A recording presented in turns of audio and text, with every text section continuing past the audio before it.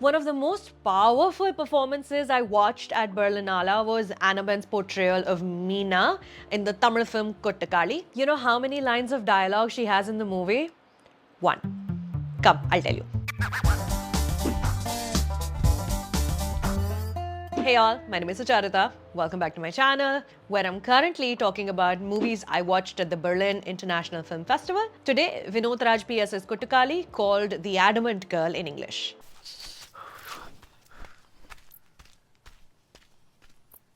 So like I said, Annaben is Meena, Suri Muttachami is Pandi.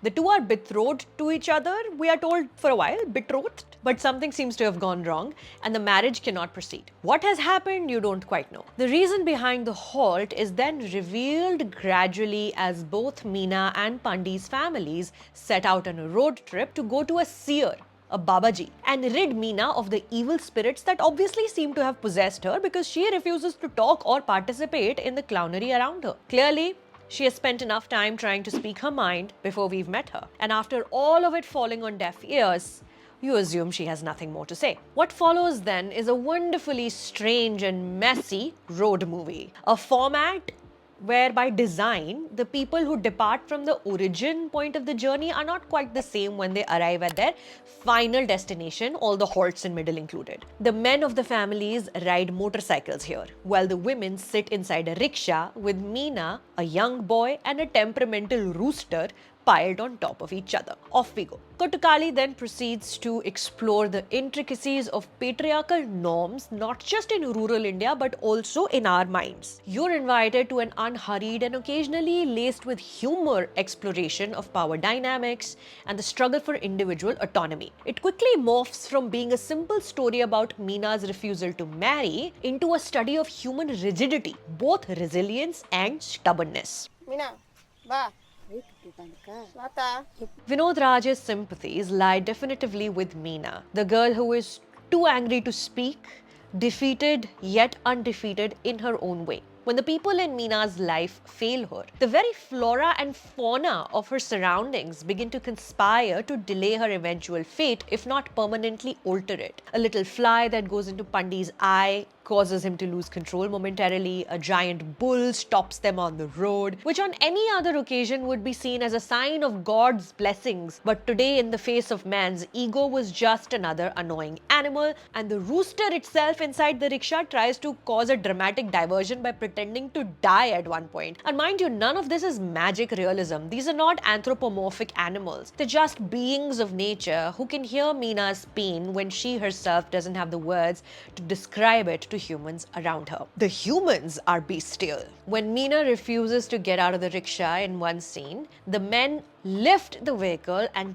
turn it around with brute force. The camera takes its time to focus on each yelling face, capturing the pervasive power of patriarchy wielded without restraint. The small rickshaw becomes the whole world being spun on its axis by systems created by men for men, of which some women, who you can only see through the rear window once the rickshaw comes to a halt after the spinning, these women become the unfortunate foot soldiers. For the women of these families in this film in particular, their training in their caste oppression that they do, they oppress other people, it comes in handy, making them dig their own graves one day at a time. Their compliance heralds their own downfall.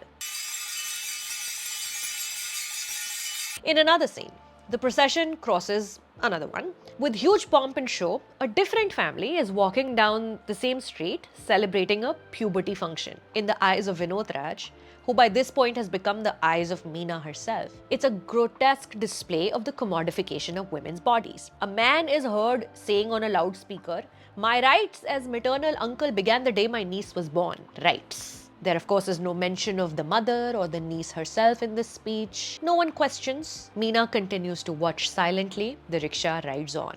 Annaben's portrayal of Meena is a tour de force, with her character's only line of dialogue, "They're not just beating me," resonating long after the credits roll. Through her constantly watching eyes, we witness the relentless struggle for agency in a world where individuality is sacrificed at the altar of tradition. This woman is so devoid of agency, her body doesn't feel like her own. to her. She looks out of the window and she imagines herself as a lone woman with long black hair billowing in the wind, walking away by herself, a knowing smile on her face. Almost resigned to her fate, Meena's only hope lies in disassociation. Through the character of Pandi, Kotakali challenges the viewer to confront their own beliefs and prejudices. Pandi is an unpredictable character. You never know when his heart will soften and when his anger will burst forth. And Suri plays him with a deliberate air of mystery. What you do know, looking at this guy, who himself doesn't quite have the words to express how he thinks he has been wronged, is that change is not just inevitable, but it is essential, and that true liberation will come from the powerful challenging the status quo. These thoughts lingered in my mind long after the screen cut to black, and I can only hope that when you also get to watch Kottukali, the Adamant Girl, you're also gripped by this same unsettling tension.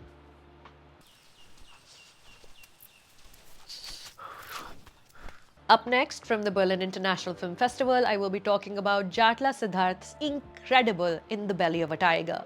Don't forget to subscribe to the channel right under this video. It's a big red button. My name is Sucharita. Thank you for stopping by.